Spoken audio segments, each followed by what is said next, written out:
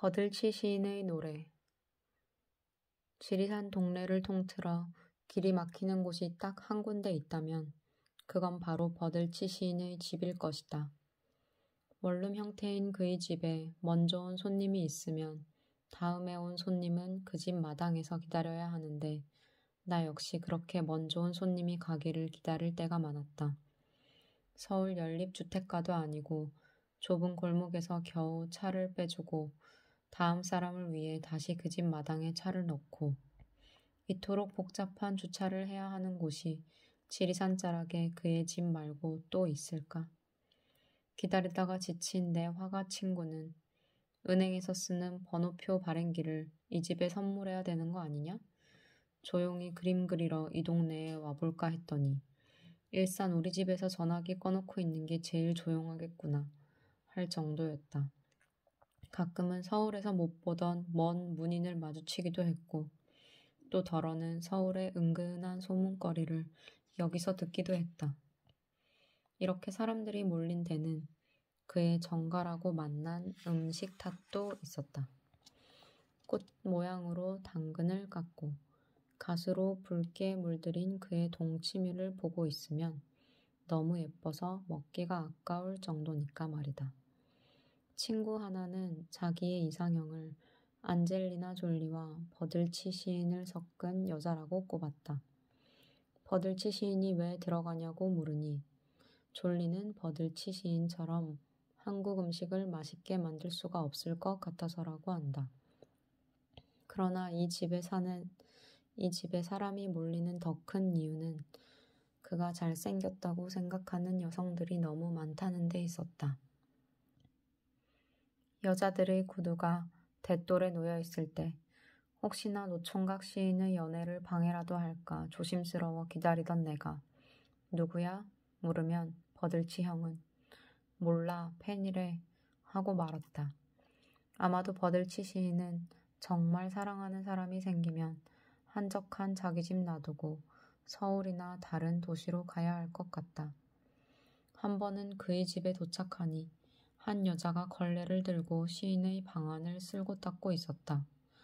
솔직히 이 집을 드나드는 여성들 중에서 그렇게 조신하게 청소를 하는 사람은 본 적이 없었으므로 남성들 중에는 가끔 있다. 나는 버들치 시인이 새 각시라도 얻었나 궁금했는데 외출했던 버들치 시인이 들어서더니 깜짝 놀라는 것이었다. 그 여성은 손에 걸레를 든 채 큰절이라도 3번 올릴 듯한 자세로 입을 열었다. 소녀는 서울서 온 아무개라고 하옵니다.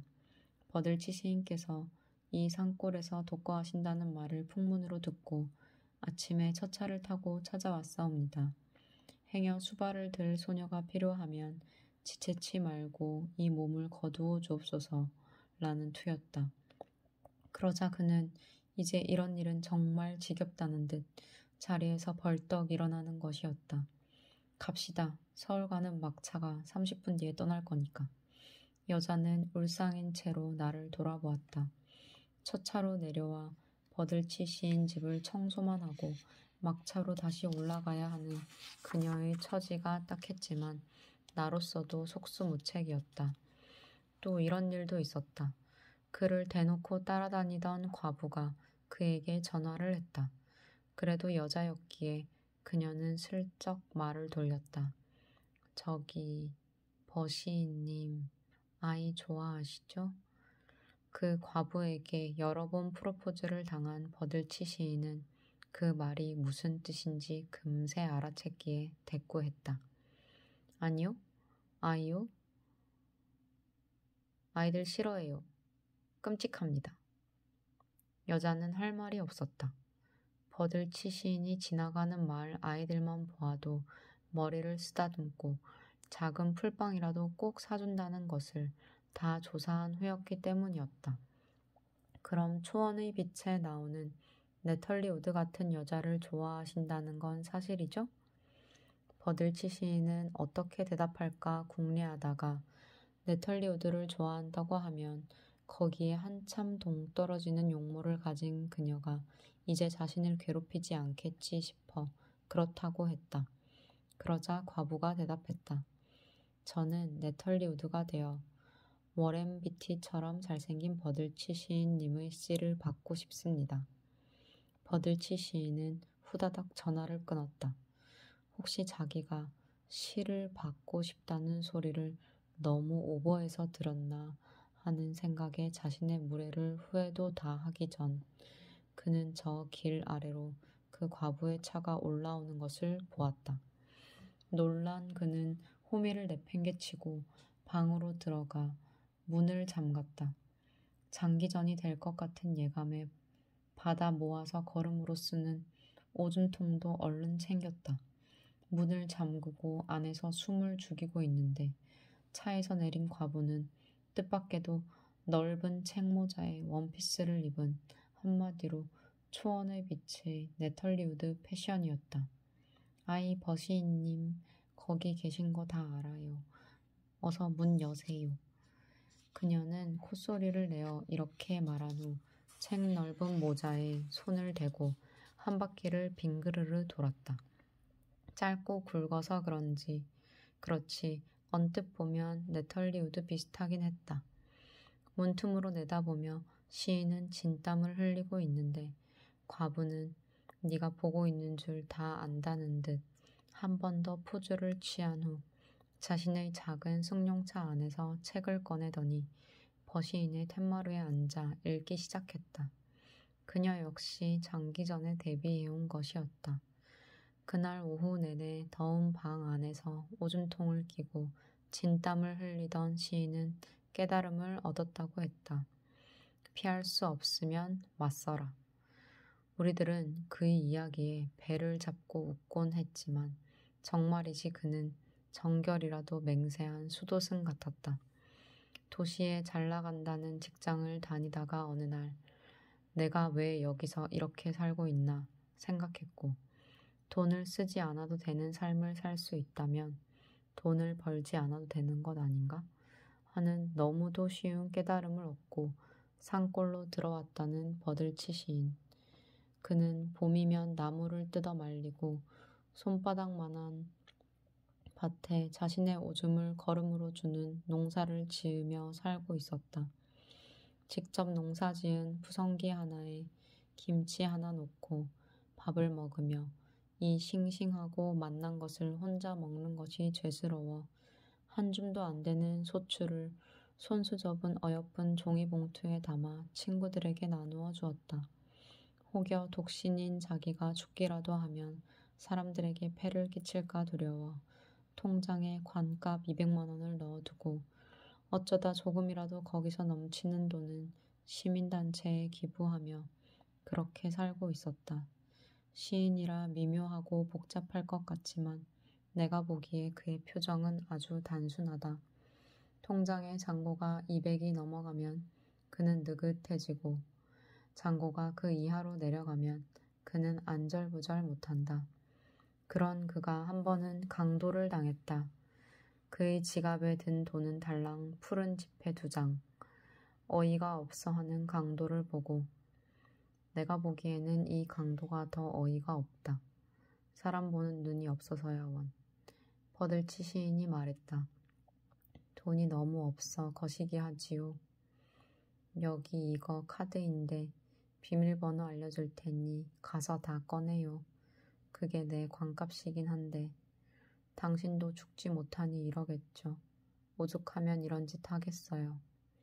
그리고 이건 우리 엄니가 나 장가 못 간다고 해준 금반지인데 요즘 금이 비싼지 어떤지 모르겠지만 가짜는 아니니 하고 금반지를 빼주었다. 그 얼치기 강도는 위협도 하지 않은 그를 강도라고 할 수 있는지. 카드는 말고 금반지만 받아서 가버렸다고 했다. 그런데 그 강도도 안 가져간 관값을 누군가가 그에게서 뺏어간 일이 생겼다. 지리산에 놀러와 묵은 그의 친구 후배의 사촌뻘 되는 사람이 그에게 사기를 친 것이다. 사기의 자초지종을 듣긴 들었는데 워낙 버시인의 말이 내인 데다가 그것을 뭐 사기라고 할 수 있을까 생각이 들었다. 강도에게 금반지를 내미는 그를 사기치는 일은 적어도 한국어만 할 수 있는 사람이면 누구나 가능한 일이 아닐까? 그런 시인은 내가 가면 가끔 토끼풀로 반지도 만들어주고 손수 덕근 차를 낼 때는 찻잔 옆에 자운형 꽃다발을 곁들여 내놓기도 한다. 그렇게 하면 좋잖아 하고 그는 말한다. 헛간 장작더미 위에 산새가 둥지를 틀고 알을 낳았다고 겨우내 그 장작에 손을 못 댄 채 그 겨울을 꼬박 냉방으로 지낸 사람.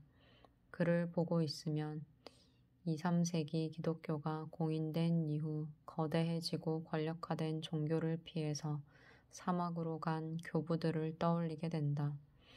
얼굴도 마음도 키도 피부도 모두 다른 우리를 똑같은 인간으로 찍어내기 위해 혈안이 된 도시에서 그 누구도 아니고 오로지 내 자신이 되고자 하는 싸움은 사실은 어쩌면 세상에서 가장 치열하고 힘겨운 전쟁이다. 도시에서 버들치 시인은 타고난 그대로의 고유한 그일 수가 없어서 이리로 왔을 것이었다. 지리산은 그 모든 골짜기 구석구석마다 다른 빛깔로 각기 다른 사람들을 품고 있으니까 말이다.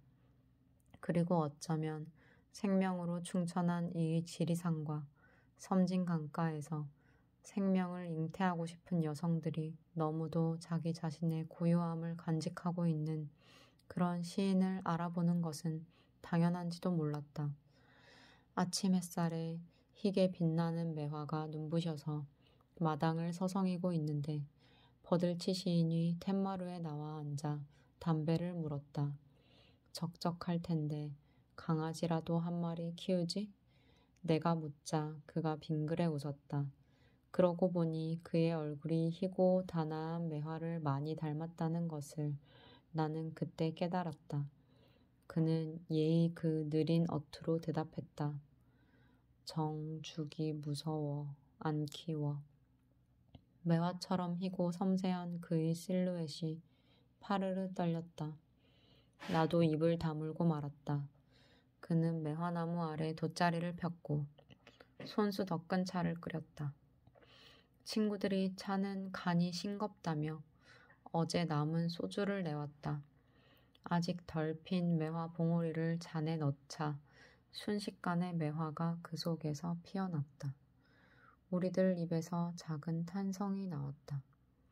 흰 매화 꽃무리 위로 봄 햇살은 노릇하게 익어가고 멀리 푸른 섬진강이 젖빛 백사장을 어루만지며 꿈틀꿈틀 흐르고 있었다. 나는 그때 얼마 전 읽은 책의 한 구절을 떠올렸다. 우리의 욕망은 너무도 획일적이다. 좋은 학벌, 많은 돈, 넓은 집. 우리는 이제 다양하게 욕망하는 법을 배워야 한다. 나는 매화꽃 피어난 찻잔인지 술잔인지를 입술에 대었다. 술과 꽃의 향기가 버무려진 이루 말할 수 없이 그윽한 향의 액체가 내 목을 타고 넘어갔다. 그 순간 나는 내 모든 처지를 잊고 세상에서 제일 행복한 사람이었다. 술잔을 입에서 떼는 내 친구들의 얼굴도 그랬다. 그렇지 않다면 한수다 하는 그들이 그렇게 조용했을 리 없으니까.